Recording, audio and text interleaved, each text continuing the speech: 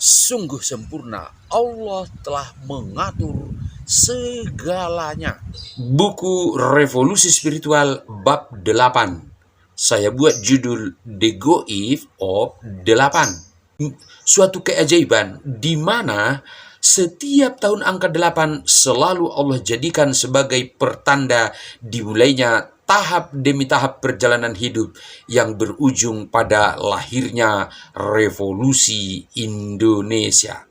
Tahun 78, ayah bunda meninggal, jadi yatim piatu. Dan sejak saat itu, Al-Quran menjadi pengganti posisi orang tua yang menasehati perjalanan hidup.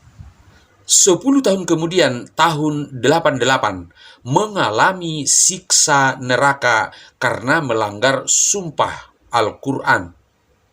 Dan di akhir siksa neraka itu, Allah bekali ilmu menyatukan dua dunia. 10 tahun kemudian, tahun 98, di setiap akhir doa tahajud terjadi dialog goib, di mana isi dialog semuanya berkaitan dengan bagaimana membangun bangsa. Dan pada tanggal 22 Februari 98 mulailah merancang niat suci perjalanan hidup dalam membangun bangsa melalui tulisan pengantar jenazah Juan Siregar ke liang kubur adalah jenderal, gubernur, ulama, menteri, kiai, semua masyarakat berduyun-duyun mengiringinya.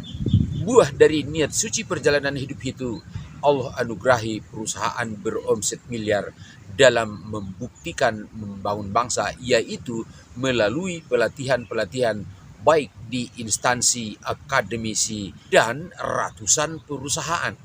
Setelah 10 tahun membangun bangsa lewat pelatihan, Allah anugerahi dengan wahyu rahasia iman. Dan bertepatan 1 Januari 2008, rahasia iman itu mulai ditulis menjadi buku. Dan rahasia iman itulah yang kemudian berkembang menjadi revolusi spiritual wujudkan Indonesia kiblat prestasi dunia. Kemudian berkembang lagi menjadi buku Hati Nurani Bangsa Berzikir Sepanjang Masa. Dan buku ini Allah akhiri dengan peristiwa diangkat ke langit untuk membawa turun sempurna perintah Allah, yaitu agama Allah.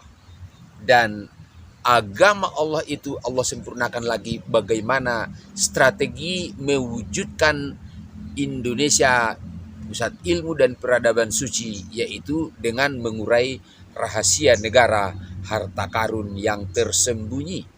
Dan pada akhirnya rahasia iman mengerucut menjadi 2 kata, yaitu revolusi Indonesia.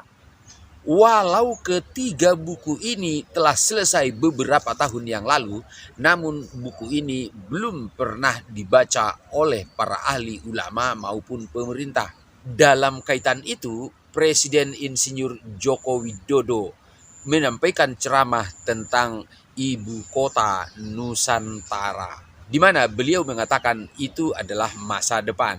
Sama seperti revolusi Indonesia adalah masa depan. Mari sama-sama cermati bagaimana masa depan yang dimaksud oleh Joko Widodo dan bagaimana masa depan yang dimaksud oleh revolusi Indonesia. Kita lihat di video-video berikutnya.